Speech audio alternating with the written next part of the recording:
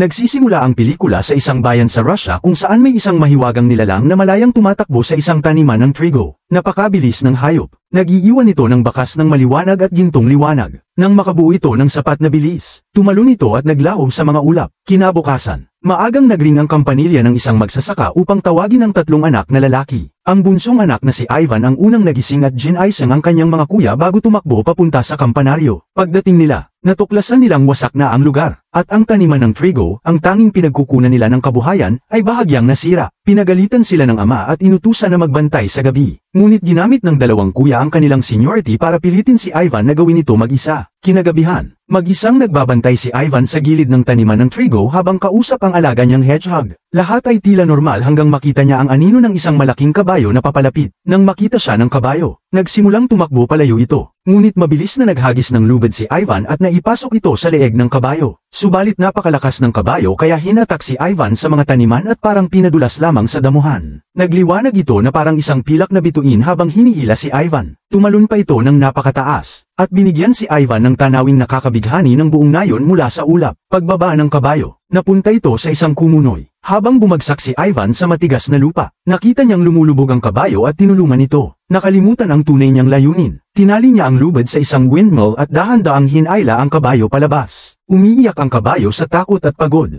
Naawa si Ivan at pinalaya ito matapos makuha ang pangako na hindi na muling sisirain ang kanilang taniman. Tumangis ang kabayo bilang pagsang-ayon at umalis. Kinabukasan, nagising si Ivan sa kwadra at nagulat sa dalawang itim na kabayong parang maharlika. Sa likod ng mga kabayo, narinig niya ang isang tinig. Hinawakan ni Ivan ang isang tinidor na pangsaka at naghanda sa depensa. Ngunit sa halip, isang maliit na kabayong kuba na nagngangalang Foal ang lumitaw. May kakayahan itong magsalita tulad ng tao. Ipinakilala ni Foal na siya ang anak ng kabayong nakita ni Ivan. At ang dalawang kabayo ay regalo ng ina nito. Mananatili si Foal kay Ivan upang turuan siya kung paano maging mabuting nilalang. Hindi nagtagal. Galit na sumigaw ang matandang magsasaka nang makita ang pagkasira ng taniman. Ngunit mabilis na kumilos si Foal. Isinakay si Ivan at mabilis na tumakbo palayo sa taniman. Sa kanilang paglalakbay, sinabi ni Ivan na gusto niyang ibenta ang mga kabayo upang magkaroon ng pera. Sumang-ayon si Foal at naglabas ng malakas na sipol. Tinawag ang mga kabayo sa kanilang kinaroroonan. Naglakbay sila patungo sa isang masiglang pamilihan upang maghanap ng mamimili. Pagdating nila, maraming interesado ang agad nagbigay ng alok para sa mga kabayo.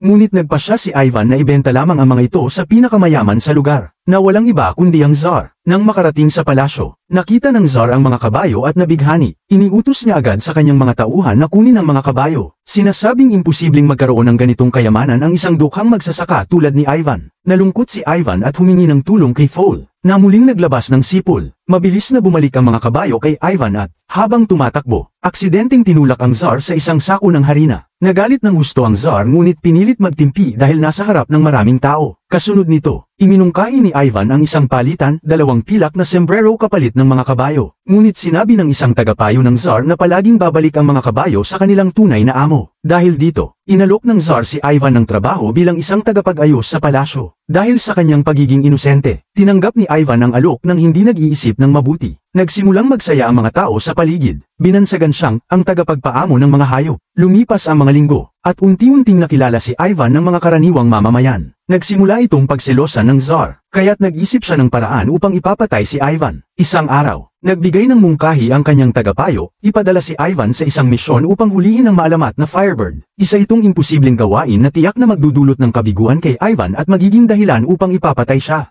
Labis na natuwa ang Tsar sa ideya at agad itong inaprubahan. Nang malaman ni Ivan ang tungkol sa misyon, determinado siyang tapusin ito. Binalaan siya ni Foal na wala pang nakakapagpaamo sa Firebird. Ngunit hindi nagbago ang pasya ni Ivan. Sa huli, nagpasya silang maglakbay. Sa kanilang paglalakbay, pumasok sila sa kagubatan upang mangolekta ng mga dream nuts, isang pampatulog na gagamitin upang mahuli ang ibon. Pagkatapos ng maghapong paglalakad, narating nila ang isang oasis sa disyerto na tirahan ng nilalang. Doon nila nakita ang babala tungkol sa likidong buhangin. Ngunit hindi ito pinansin ni Ivan at inihagis ang mga dream nuts bago nagtago. Maya-maya, lumitaw ang napakagandang Firebird mula sa lupa at nagsimulang kainin ang mga mani. Unti-unting naantok ang ibon. Ngunit bago tuluyang makatulog, napansin ito sina Ivan at Foal at nagsimulang umatake. Muntik na silang mapatay. Ngunit sa huli, nagawa nilang iligtas ang isa't isa. Nasira ang buong tanawin dahil sa habulan. Ngunit kalaunan, tinamaan ng mga mani ang Firebird at nawalan ito ng malay. kaya't naitali ito ni Ivan gamit ang mga kadena. Kinabukasan, nanghina ang Firebird at nagsimulang magluha ng nagliliyab na luha. Ipinaliwanag ni Foal na nagiging mahina ang ibon kapag matagal itong nasa lupa. Kapag ito'y malaya, naglalagablab ito sa apoy. Dahil dito, naawa si Ivan at nagpasya siyang palayain ito. Pagkalaya, muling nag-apoy ang ibon at lumipad sa kalangitan. Ngunit nag-iwan ito ng isang balahibong apoy bilang pasasalamat. Nagpayo si Foal na huwag na silang bumalik sa kaharian dahil nabigo sila sa misyon. Ngunit ayaw sumuko ni Ivan. Naniniwala siyang sapat na ang balahibo bilang patunay ng kanilang tagumpay. Pagbalik nila sa kaharian, hindi pinakinggan ng Tsar ang paliwanag ni Ivan at iniutos ang kanilang pagbitay. Ngunit biglang lumitaw ang Firebird. Nagpakalat ng maliwanag na liwanag sa kaharian. Narinig ng ibon ang mga pakiusap ni Ivan at dumating upang tulungan siya. Nagulat ang mga tao nang makita nilang sumusunod ang Firebird kay Ivan. Dahil dito, napilitan ng Tsar na palayain si Ivan at nagdaos ng isang piging bilang parangal sa kanya. Ginunita si Ivan bilang isang bayani ng kaharian. Habang lalong naiinis ang Tsar, inudyukan siya ng kanyang tagapayo na bigyan si Ivan ng isa pang imposibleng gawain, dalhin ang isang prinsesa mula sa isang kaharian ng yelo na matatagpuan sa tuktok ng isang mataas na bato. Kinabukasan, inihayag ng isang mensahero ang bagong misyon ng Tsar. Nang walang pag-aalinlangan, tinanggap ni Ivan ang hamon. Sa pagsisimula ng ikalawang misyon, pagkatapos maglakbay sa mga mapanganib na bundok, narating nina Ivan at Foal ang palasyo kung saan naninirahan ang prinsesa. Ngunit natuklasan nilang hinaranggan ito ng isang malaking pader ng yelo, kaya't imposibleng makapasok. Sa kritikal na sandaling ito, naisip ni Ivan ang isang ideya, ginamit niya ang balahibong apoy upang tunawin ang yelo. Subalit, nagdulot ito ng malakas na pagbaha, dahilan upang si Foal ay makulong sa isang bloke ng yelo at gamulong pababa sa bangin. Sa kabila ng matinding pagbagsak,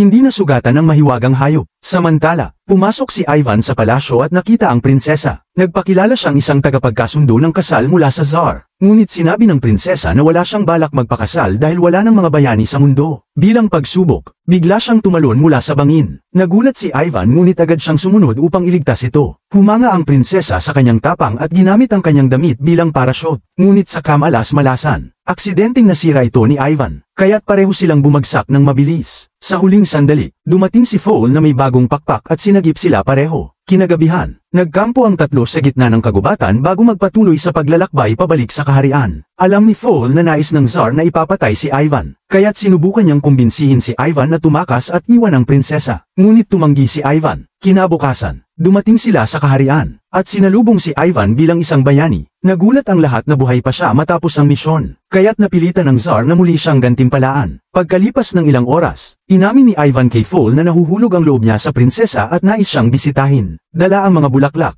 umakyat siya sa bintana ng prinsesa. Ngunit naudlot ang kanilang muling pagkikita nang dumating ang mga tagapayo upang magdala ng mga damit. Sa wakas, hinarap ng prinsesa ang Tsar at nadismaya nang matuklas ang kasing tanda siya ng kanyang ama. Nais ng Tsar na magpakasal sila agad kinabukasan. Ngunit tumanggi ang prinsesa at nagsabing bahagi ng tradisyon ng kanilang pamilya na magpakasal gamit ang isang espesyal na singsing na nawawala sa karagatan. Ginamit ito ng Tsar bilang dahilan upang muli niyang ipadala si Ivan sa isang imposibleng misyon. Kinagabihan, nakita ni Foal ang espiritu ng isang balina na lumilipad sa langit. Kinausap niya ang araw, buwan, at hangin at nalaman na ang singsing ng prinsesa ay nasa tiyan ng dambuhalang balina na naging isang isla. Kinabukasan, isinakay ni Foal si Ivan at lumipad sila patungo sa gitna ng karagatan. Aksidenteng nahulog si Ivan sa tubig at natagpuan ang balina na nakagapos ng mga tanikala. Nakipag-usap si Foal sa balina at nalaman nilang pinarusahan ito ng mga mandaragat dahil sa paglubog ng mga barko noon. Ngayon, nagsisisi na ang balina sa kanyang nagawa. Naiiyak ito, kaya't naisip ni Ivan na pasingahin ito upang makawala. Pumasok sila sa ilong ng balina at ginamit ang balahibo ni Foal upang kilitin ito. Sa wakas, napakawala ng balina ang sarili at pinalaya ang mga barkong nakakulong sa loob ng maraming taon. Bilang pasasalamat, ibinigay ng balina kay Ivan ang singsing ng prinsesa. Pagbalik nila sa palasyo, inihatid nila ang singsing sa prinsesa. Ngunit nakita sila ng mga bantay, kaya't nagmamadaling dumating ang Tsar na may dalang baril.